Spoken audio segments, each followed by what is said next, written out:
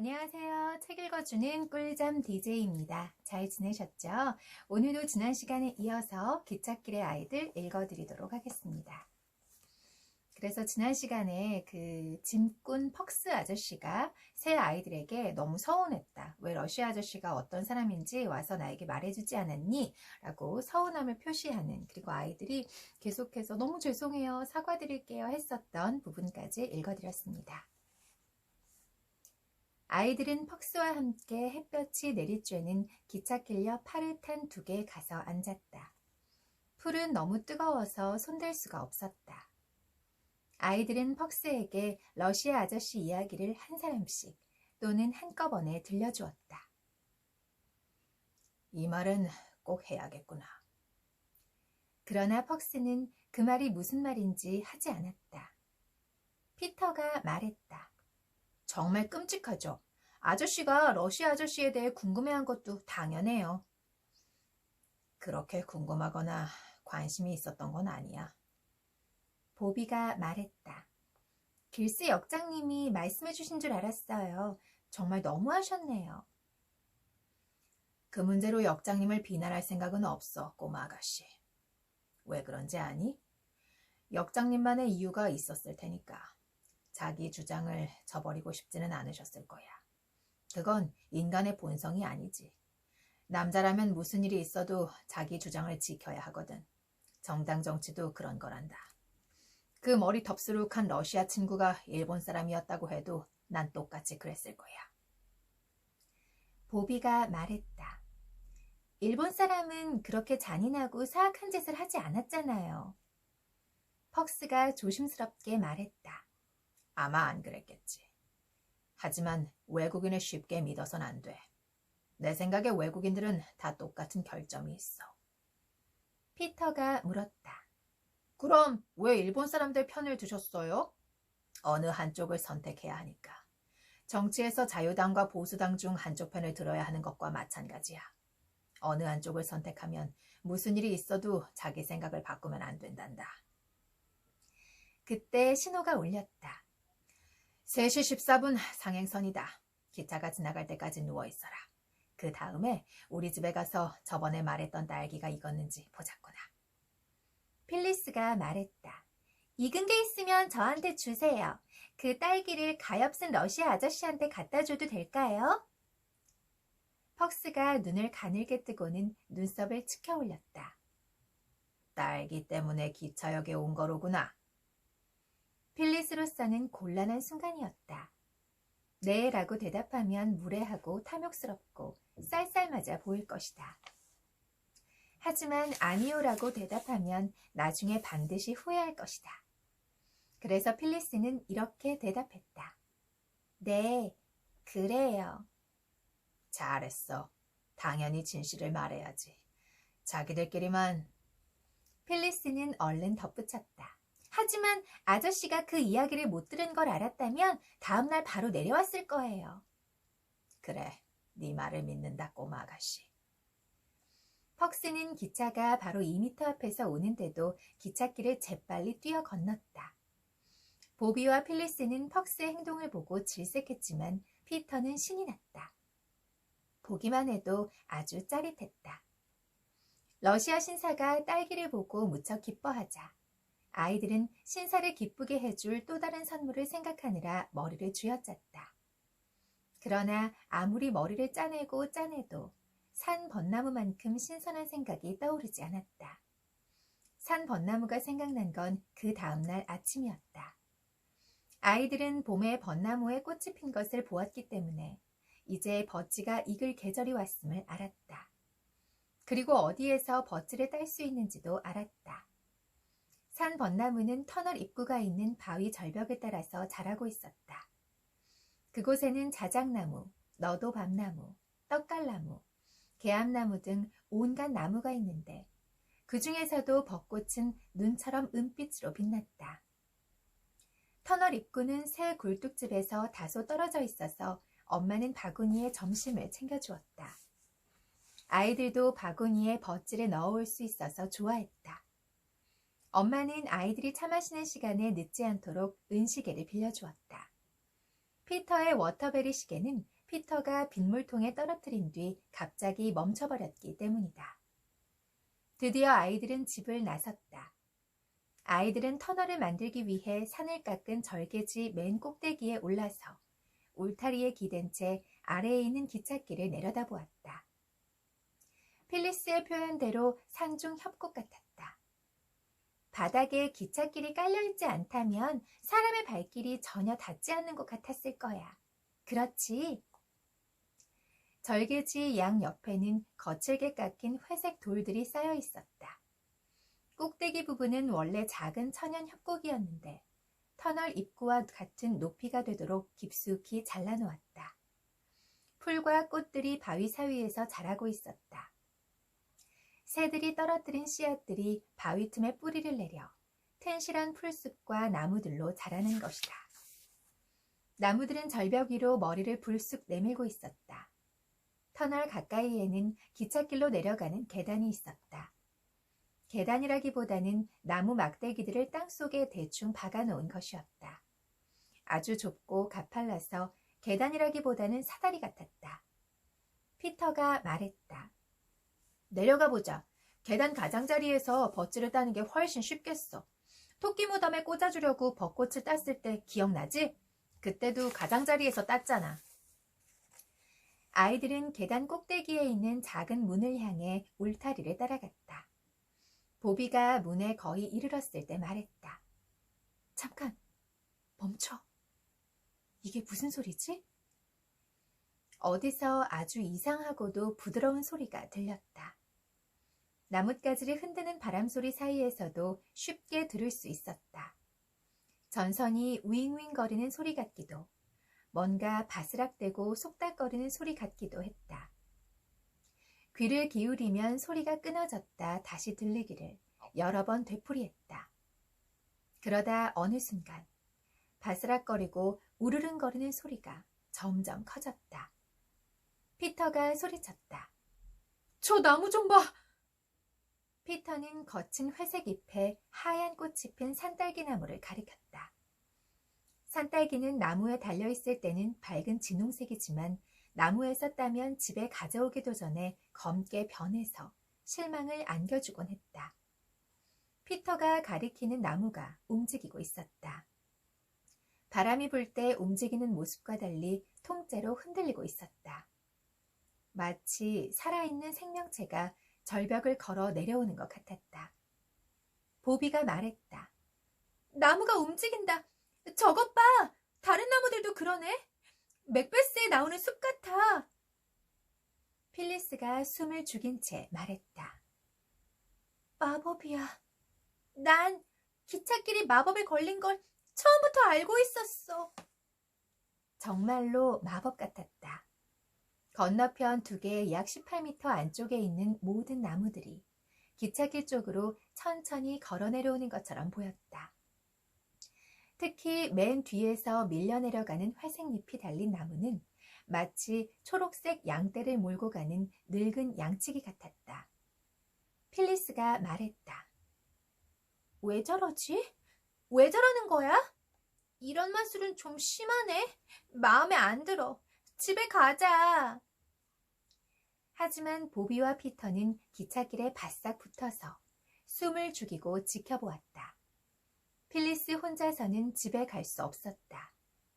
나무들은 계속 움직였다. 돌과 흙덩이들이 한참 아래에 있는 기찻길 위로 우르르 떨어졌다. 다 무너져 내리고 있어. 피터는 말을 하려고 애썼지만 목소리가 잘 나오지 않았다. 피터가 말을 하는 순간 걸어오는 나무들의 아랫부분에 있던 커다란 바위가 천천히 앞으로 기울어졌다. 나무들은 걷기를 멈추고 가만히 서서 떨고 있었다. 마치 바위에 기댄 채 잠시 머뭇거리는 듯이 보였다. 다음 순간 바위와 나무와 풀과 덤불들이 우르르 구르는 소리를 내며 절단면 산기슭으로부터 미끄러져 내려와 기찻길에 쾅 떨어졌다. 1km 밖에서도 들릴 듯한 소리였다. 이내 흙먼지 구름이 일었다. 피터가 놀라워하며 말했다. 우와, 꼭 석탄 들여올 때 같지 않아? 지하실에 천장이 없으면 석탄이 저렇게 떨어지는 걸 볼 수 있을 텐데. 보비가 말했다. 저것 좀 봐. 작은 언덕이 하나 만들어졌어. 필리스가 말했다. 그래, 바로 하행선 한가운데야. 보비가 말했다. 치우려면 한바탕 소동이 벌어지겠어. 피터가 천천히 말했다. 맞아. 피터는 여전히 울타리에 기대 있었다. 맞아.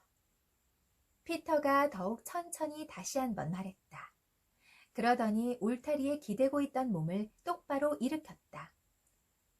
11시 29분 하행선이 아직 지나가지 않았잖아. 여기 알려야 해. 안 그러면 큰 사고가 나겠어. 보비가 되풀이해서 말했다. 뛰자, 뛰자. 그러나 피터가 엄마의 시계를 들여다보더니 돌아와라고 외쳤다. 피터는 아주 신속하고 사무적으로 보였다. 보비와 필리스는 그렇게 창백한 피터의 얼굴을 여태껏 본 적이 없었다. 피터가 말했다. 시간이 없어. 역은 16km나 떨어져 있는데 벌써 11시가 넘었어. 필리스가 숨을 헐떡이며 말했다. 그럼 우리가 전봇대에 올라가서 전선에 뭘 어떻게 해보면 안 될까? 피터가 말했다. 어떻게 하는지도 모르잖아. 필리스가 말했다. 내가 들었는데 전쟁 중에는 그렇게 했대. 전선을 끊는 게 다야, 이 바보야. 그래봤자 아무 도움도 안 돼.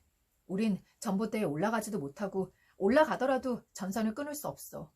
붉은색인 뭔가가 있다면 기찻길에 내려가서 흔들 텐데. 필리스가 말했다. 하지만 기차가 모퉁이를 돌기 전까지는 우리를 못 볼 거야. 모퉁이를 돌더라도 우리보다 저 흙더미가 먼저 보일걸? 흙더미가 우리보다 훨씬 크잖아. 피터가 다시 한번 말했다. 붉은 것만 있다면 모퉁이로 가서 기차를 보고 흔들 텐데. 뭐로든 흔들기만 하면 되잖아. 그러면 아이들이 또 손을 흔드는구나 하겠지. 우리는 늘 그랬으니까. 일단 기찻길로 내려가 보자. 아이들은 가파른 계단을 내려갔다. 얼굴이 창백해진 보비가 온몸을 부들부들 떨었다. 피터의 얼굴은 여느 때보다 야위어 보였다. 필리스는 걱정으로 얼굴이 벌개진 채 계속 땀을 흘렸다. 너무 덥다. 추울 줄 알았는데 땀이나 죽겠네. 차라리 벗어버리면. 필리스가 의미심장한 말투로 다시 말했다. 플란넬 속치마를 벗어버리면. 계단 맨 아래에 서 있던 보비가 뒤돌아보며 소리쳤다. 그래, 맞아. 우리 속치마가 붉은색이야. 당장 벗자. 보비와 필리스는 속치마를 벗어서 팔에 휘감았다. 그러고는 돌덩이, 바위, 흙더미, 잘리고 굽은 나무들이 쌓여서 새로 만들어진 작은 언덕 주위를 지나서 기찻길을 따라 재빨리 뛰었다. 피터가 맨 앞에서 달렸지만 보비와 필리스도 그리 뒤처지지는 않았다. 아이들이 모퉁이에 도착했다. 모퉁이에 이르기 전까지 기차는 쭉 뻗은 기찻길을 내달리기 때문에 위험한 흙더미를 볼 수 없었다. 그럼 피터가 두 속치마 중 더 큰 쪽을 집었다. 필리스가 머뭇거리며 물었다. 설마 우리 속치마를 찢으려는 건 아니지? 피터가 짧고 단호하게 말했다. 입 다물어. 보비가 말했다. 그래, 필요하면 얼마든지 잘게 찢어도 돼, 필리스. 우리가 기차를 세우지 못하면 사고가 나서 사람들이 죽을 거야. 얼마나 끔찍하니. 피터, 고무줄이 있는 부분은 안 찢어져. 보비는 피터에게서 속치마를 빼앗아 고무줄에서 2cm 아랫부분을 찢었다. 다른 속치마도 똑같이 찢었다. 근데 여기서 우리 필리스가 설마 우리 속치마를 찢으려는 건 아니지? 라고 물었을 때 물론 피터가 지금 다급한 상황인 건 알겠어. 근데 남자는 남자예요. 입 다물어 이렇게 말했어요. 근데 언니인 보비는 필요하면 얼마든지 잘게 잘라도 돼. 필리스, 기차 사고가 나면 정말 많은 사람이 죽게 되거든. 얼마나 끔찍한 일이니? 그러니까 속치마는 그냥 잘게 찢도록 하자. 이렇게 설명을 해주잖아요. 왜 남자들은 이런 상황에 그런 말을 할까요? 입 다물어. 그러면 사실 결국 이 애기 필리스도 그 속치마를 자르게 했을 거예요. 뭐 똑똑한 아이고 그리고 착한 아이니까 사람들의 목숨이 중요하다는 걸 알겠죠. 근데 좀 공감을 해주고, 그래, 속상하지. 잘라야 돼서 속상할 수 있어. 근데 왜 잘라야 하냐면, 이렇게 여자는 설명을 해주잖아요. 제가 알기로는 이 보비하고 피터가 나이 차이가 그렇게 많이 안 나는데, 똑같은 상황에서 어린 아이들인데도 불구하고, 피터는 이렇게 반응했고, 언니인 보비는 이렇게 구구절절 설명을 해주면서 공감을 해주고, 왜 그럴 수 없는지를 얘기를 해주잖아요. 정말 이 남자와 여자의 그 대화 방법 차이는 정말 어린아이도 마찬가지인 것 같아요. 어린아이들인 남자아이도 그리고 성인 남자도 보통 다 결과론적이죠. 결과만 얘기하고 그래서 어떻게 하라고? 그래서 하고 싶은 말이 뭐야? 이렇게 얘기를 하게 되죠.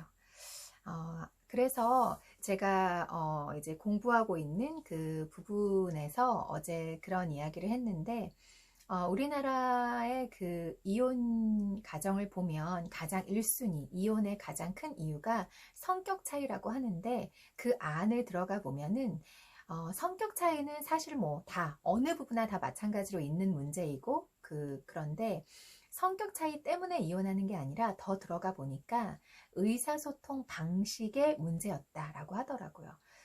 정말 제가 어제 그 수업을 듣는데 정말 많은 선생님들께서 끄덕끄덕 하셨어요. 그 중상으로 수업을 듣는데도 다들 너무 그냥 막 너무 맞는 말이라면서 다 경험이 있으신 거죠. 이미 그런 삶을 살고 있는 거죠. 그래서 예전에 정말 오래된 책인데 화성에서 온 남자, 금성에서 온 여자 뭐 이런 제목이 있었잖아요. 그 정말 남자와 여자의 이 대화, 언어의 온도, 언어 방식 그 차이는 정말 어마어마한 것 같아요. 그래서 아마 작은 문제도 얘기를 하다 보면 그 얘기하는 방식 때문에 빈정이 더 상해버리는 것 같아요. 네. 제 얘기냐고요? 네, 노코멘트 하겠습니다. 차 한 잔 마시고 갈까요?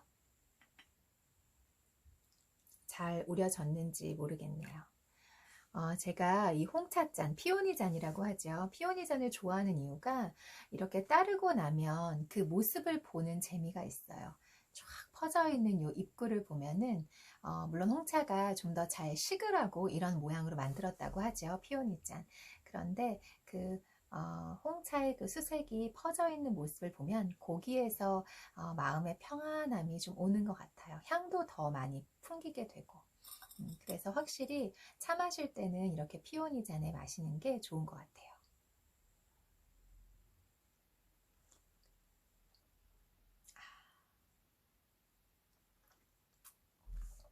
오늘 제가 우린 차는 요거 TWG의 그랜드 웨딩 티입니다. 제가 굉장히 좋아하는 차예요. 오늘 밖에 눈도 많이 내리고 해서 커피를 내릴까 하다가 좀 따뜻한 향이 좋은 그런 홍차를 마시고 싶어서 오늘 블랙티를 좀 이렇게 내려봤습니다. 계속해서 이어서 읽어드리도록 하겠습니다.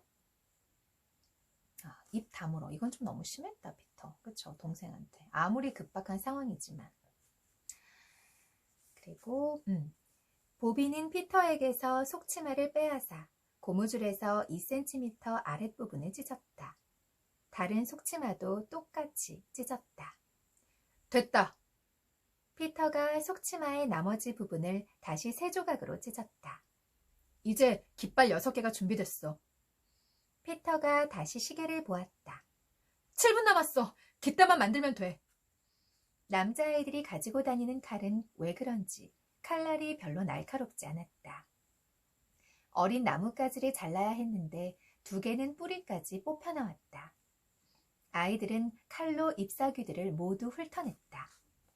깃발에 구멍을 내서 거기다 막대기를 끼우는 거야. 피터가 속치마에 구멍을 뚫었다. 칼날이 무디긴 했지만 구멍을 낼 정도는 되었다. 아이들은 하행선 침목 밑에 있는 돌무더기 위에 깃발 2개를 꽂았다. 필리스와 로버타는 각각 깃발을 하나씩 들고 기차가 보이면 흔들 준비를 했다. 피터가 말했다. 나머지 2개는 내가 흔들게. 내가 붉은색으로 된 걸 흔들자는 생각을 했으니까. 하지만 속치마는 우리 건데. 필리스가 따지려고 하자 보비가 막아섰다. 누가 흔드는 게 뭐가 중요해. 기차만 구하면 되잖니?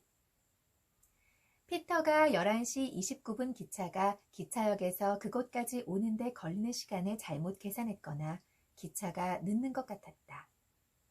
아이들은 아주 오랫동안 기다린 것처럼 느껴졌다. 필리스가 조바심을 내며 말했다.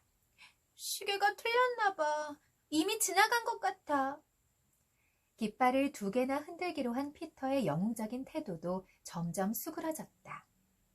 보비는 아무 눈에도 띄지 않을 바보 같은 붉은색 깃발을 들고 그곳에 서 있은 지 벌써 몇 시간이나 지난 것 같았다. 기차는 아무것도 보지 못할지도 모른다. 그러면 아이들을 지나서 모퉁이를 돌아 그 무시무시한 흙더미에 부딪힐 거고 기차에 탄 사람들은 모두 죽을 것이다. 보비는 손이 점점 차가워지고 떨려서 깃발을 들고 있기조차 힘들었다. 바로 그때 멀리서 덜컹거리는 쇳소리가 들려왔다. 곧게 뻗은 기찻길을 따라 하얀 연기가 보이기 시작했다. 피터가 말했다. 똑바로 서서 미친 듯이 흔들어.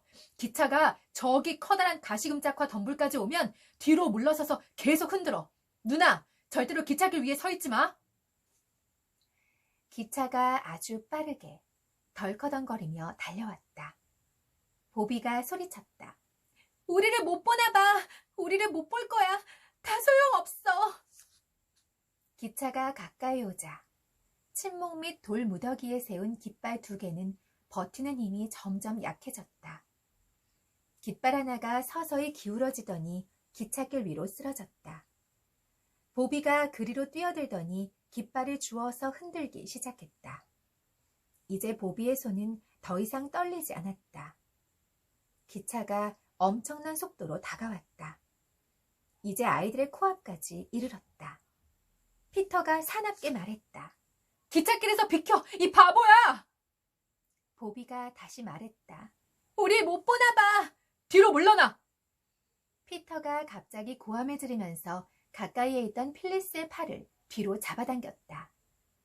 보비가 울부짖었다. 아직 안 돼! 아직 안 돼! 보비는 기찻길에 바싹 붙은 채 깃발 2개를 흔들었다. 기차의 앞부분은 검고 거대했고 크고 거친 소리를 내질렀다. 제발 멈춰! 멈춰! 멈춰! 보비가 울부짖었지만 아무도 그 소리를 듣지 못했다. 잠깐만요. 차 한 잔 마시고.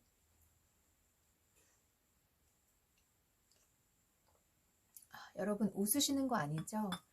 지금 갑자기 제가 제 모습을 객관적으로 보니까 좀 웃겨서 방 안에서 카메라 켜고 혼자 피터도 됐다가 보비도 됐다가 멈춰 막 이러고 여기 보비가 울부짖었지만 이렇게 써 있단 말이에요. 그래서 울부짖는 연기를 제가 리얼하게 좀 해봤습니다. 갑자기 제가 웃음이 터져서 죄송해요. 집중해서 듣고 계시는 분도 계셨을 텐데 근데 분명 웃는 분도 계셨을 거예요. 보비가 울부짖었지만 아무도 그 소리를 듣지 못했다. 필리스와 피터조차도 듣지 못했다. 엄청난 기차 소리에 보비의 목소리가 묻혔기 때문이다. 기차는 갑자기 속력을 늦추더니 보비가 깃발을 미친 듯이 흔들고 있는 곳에서 18m도 채 안 되는 지점에서 멈췄다. 보비는 거대한 검은 기차가 서는 모습을 보았지만 어찌된 일인지 깃발 흔드는 손을 멈출 수가 없었다. 기관사와 화보가 기차에서 내렸다. 피터와 필리스가 달려가 모퉁이를 돌면 엄청난 흙더미가 있다는 흥미진진한 이야기를 쏟아냈다. 보비는 그때까지도 깃발을 흔들고 있었다. 그러나 손짓이 점점 약해지면서 몸에 경련이 일어났다. 기관사와 화부와 동생들이 보비를 돌아보았을 때 보비는 두 팔을 앞으로 쭉 뻗은 채 기찻길 위에 쓰러져 있었다. 붉은색 폴란넬 깃발을 여전히 두 손에 쥔 채. 기관사는 보비를 안고 기차로 데려온 뒤 1등칸 쿠션 위에 눕혔다. 불쌍한 꼬마 아가씨가 정신을 잃었구나. 그럴만도 하지. 너희들이 말한 흙더미를 먼저 살펴본 뒤 기차역으로 데려다 주마. 이 꼬마 아가씨도 보살펴주고. 보비가 아무 말 없이 창백한 얼굴로 파랗게 질린 입술을 벌린 채 누워있는 모습은 너무나 무시무시했다. 필리스가 속삭였다. 사람이 죽으면 이런 얼굴이겠지? 피터가 거칠게 말했다. 그딴 말 하지 마!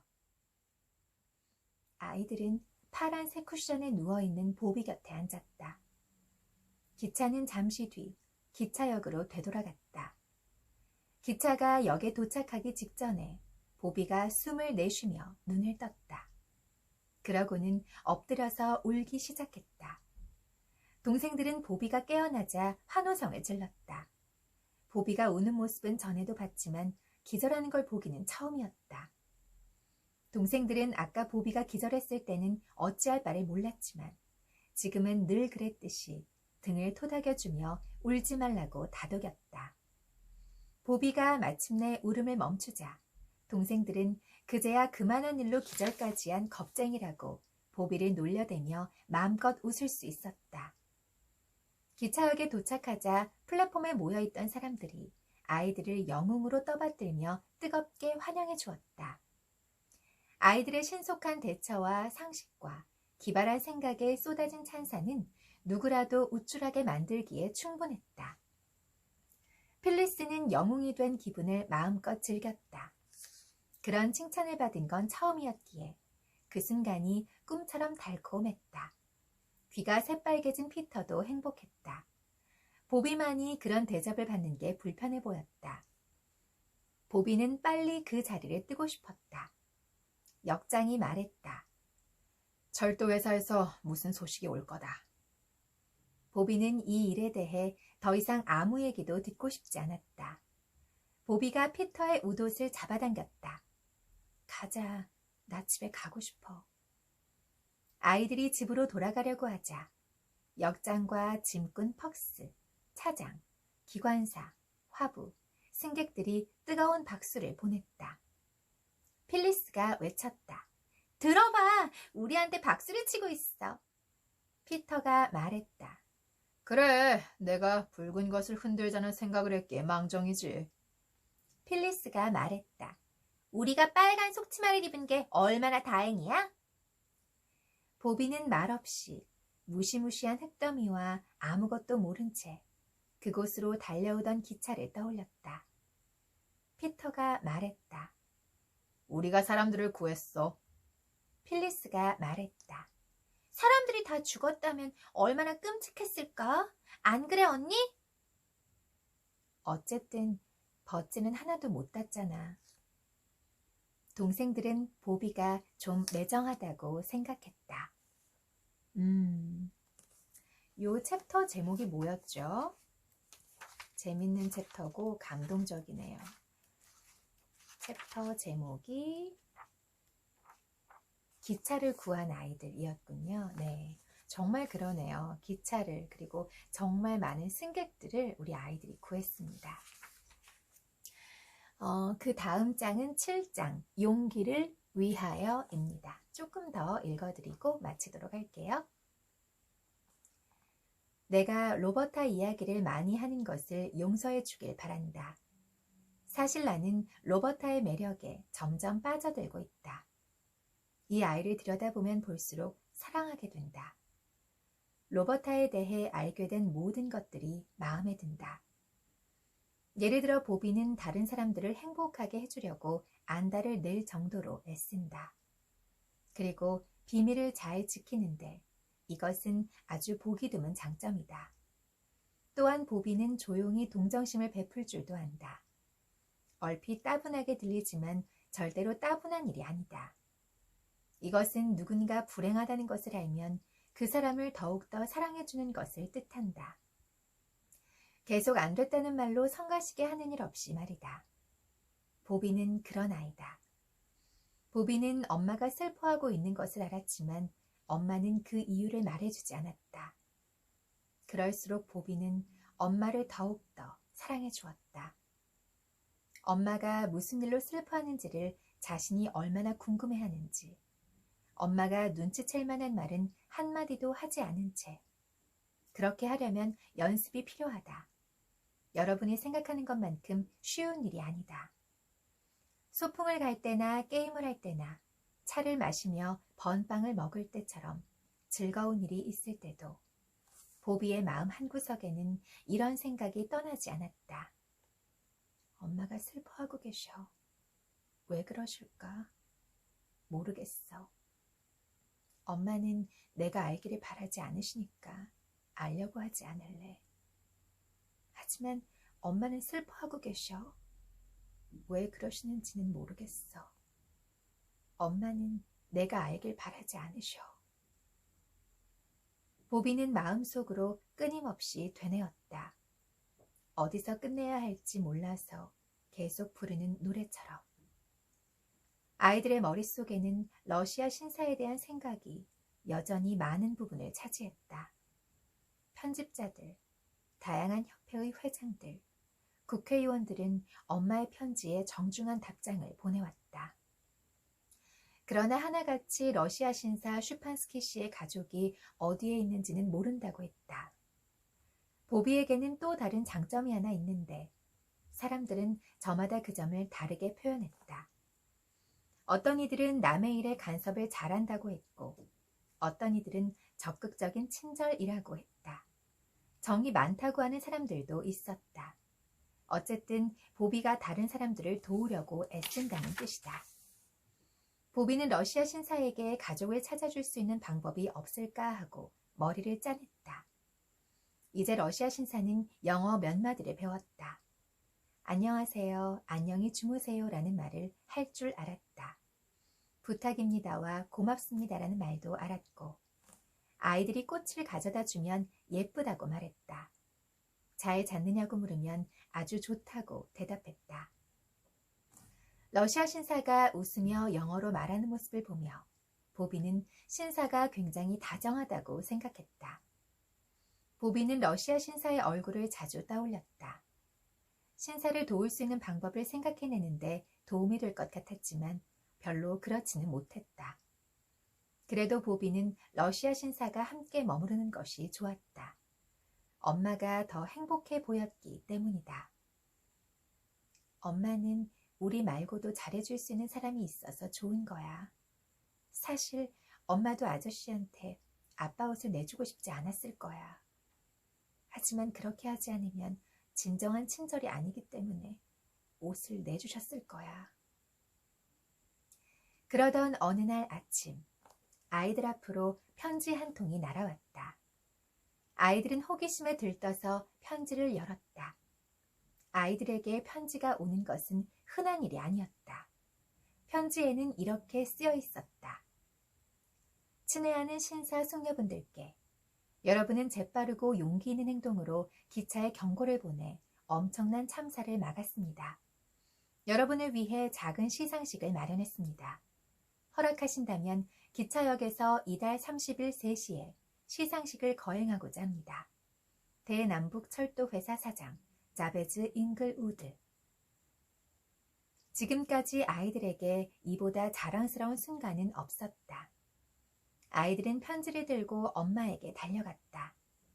엄마는 진심으로 아이들이 자랑스러웠다. 아이들은 엄마의 칭찬을 듣자 더욱더 행복했다. 하지만 시상식에서 돈을 준다면 고맙지만 사양하겠습니다 라고 말해야 한다. 엄마는 당장 인도산 모슬린 옷을 빨아야겠다. 그런 중요한 행사에서는 깔끔해 보여야지. 보비가 말했다. 엄마, 필리스랑 제가 빨래를 할 테니 엄마가 다려주세요. 아이들에게 빨래는 재미있는 놀이다. 여러분도 빨래를 해본 적이 있는지. 아이들은 창문 아래에 아주 커다란 석조 개수대가 있는 부엌 뒷마당 돌바닥에서 빨래를 하기로 했다. 필리스가 제안했다. 개수대에 빨래통을 놓자. 그리고 엄마가 프랑스에서 봤다던 야외에서 빨래하는 여자들 흉내를 내보자. 피터가 주머니에 손을 넣은 채 말했다. 그 여자들은 차가운 강물에서 빨래를 했어. 이런 따뜻한 물이 아니라고. 필리스가 말했다. 그럼 여기가 따뜻한 강물이라고 치면 되잖아. 그러지 말고 좀 도와줘. 어서 마이 디어. 사슴이 빨래를 도와주다니. 내 눈으로 보고 싶은걸? 말은 그렇게 해도 피터는 빨래를 도와주었다. 필리스가 말했다. 자, 이제 문지르고 비비고, 비비고 문지르고.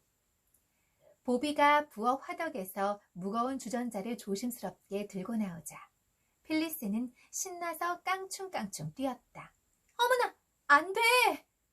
보비가 깜짝 놀라서 소리쳤다. 모슬린을 비비면 어떻게 하니? 먼저 뜨거운 물에 비눗물을 부어서 거품을 충분히 내야 해. 그 다음에 모슬린 옷을 넣고 흔들다가 아주 부드럽게 짜면 돼. 그러면 때가 쏙 빠져. 식탁보나 침대보처럼 투박한 천이나 그렇게 문지르고 비벼서 빨지. 창문 밖에 핀 라일락과 장미들이 가벼운 바람에 살랑거렸다. 빨래 말리기에 참 좋은 날씨네. 보비는 그런 말을 하는 자신이 무척 어른스럽다고 느꼈다. 이 인도산 모슬린 원피스를 입으면 얼마나 근사한 기분이 들까? 필리스가 꽤 솜씨 있게 모슬린 옷을 흔들고 누르며 말했다. 그러게. 이제 비눗물을 짜내야 해. 안 돼. 비틀면 안 돼. 그 다음에는 헹궈야지. 내가 옷을 들고 있을 테니 너랑 피터가 빨래통에 있는 물을 버리고 깨끗한 물을 가져와. 시상식. 그건 상을 준다는 뜻이야. 도대체 뭘 줄까? 보비와 필리스가 빨래집게와 빨래줄을 깨끗이 닦은 뒤 옷을 넣는 것을 보면서 피터가 물었다. 필리스가 말했다. 뭐든 주긴 줄 거야. 난 늘 아기 코끼리를 선물 받고 싶었는데 그 사람들이 알 리가 없겠지? 보비가 말했다. 금으로 된 증기 기관차 모양이 아닐까? 피터가 말했다. 아니면 우리가 사고를 막는 장면을 커다랗게 모형으로 만든 건 어때? 작은 기차 모형이나 우리와 똑같이 옷을 입은 인형과 기관사와 화부와 승객들 인형이 있는 거지. 보비가 부엌문 뒤쪽 수건거리에 걸려있는 거칠거칠한 수건에 손을 닦으며 의심스럽게 물었다. 우리가 기차를 구한 일에 대가를 받는 게 좋니? 피터가 솔직히 말했다. 그럼 당연하지. 누나는 마치 싫은 것처럼 잘난 체 좀 하지 마. 누나도 좋아하는 거 다 알아. 보비는 여전히 자신 없는 말투로 물었다. 그래, 나도 좋아. 하지만 사람들을 구한 걸로 만족하고 다른 건 바라지 말아야 하는 거 아닐까? 누가 뭘 바랬다는 거야, 이 바보야. 빅토리아 훈장을 바라고 싸우는 군인이 어디 있어? 열심히 싸우다가 훈장을 받으면 기쁜 거지. 내 생각에는 아마 메달을 줄 것 같아. 이 다음에 늙으면 손자들에게 메달을 보여주면서 우린 그저 해야 할 일을 했을 뿐이란다 라고 말할 거야. 손자들은 날 아주 자랑스러워하겠지? 필리스가 지적했다. 그러려면 결혼을 해야지. 결혼을 안 하면 손자도 없어. 언젠가는 결혼하겠지. 하지만 아내가 늘 주위에 있으면 참 성가실 거야. 혼수 상태에 빠져서 1년에 한두 번만 깨어나는 여자랑 결혼하고 싶어. 헐. 보비가 말했다. 널 보고 당신은 내 인생의 빛이라고 말해주고는 다시 잠드는 여자? 그래, 그것도 나쁘지 않겠다. 필리스가 말했다. 난 내가 늘 깨어있기를 바라는 남편이랑 결혼할래. 그래야 내가 얼마나 멋진 여자인지 칭찬해주는 말을 들을 수 있지. 보비가 말했다. 아주 가난한 남자랑 결혼해도 좋을 것 같아. 남편을 위해 열심히 살면 아내를 더욱더 사랑해주겠지. 남편은 밤마다 일을 마치고 돌아올 때 벽난로의 땔감에서 피어오르는 푸른 연기를 볼 거야. 그건 그렇고 그 시간과 장소가 괜찮다는 답장을 보내야 해. 피터, 거기 비누 있으니까 씻어. 필이랑 나는 아주 깨끗해졌어. 필, 네 생일날 받은 분홍색 편지지 좀 가져와. 무슨 말을 써야 할지 정하는데도 시간이 꽤 걸렸다. 엄마는 다시 방에 틀어박혀 글을 쓰기 시작했다. 아이들은 무슨 내용을 쓸지 정하지도 못한 채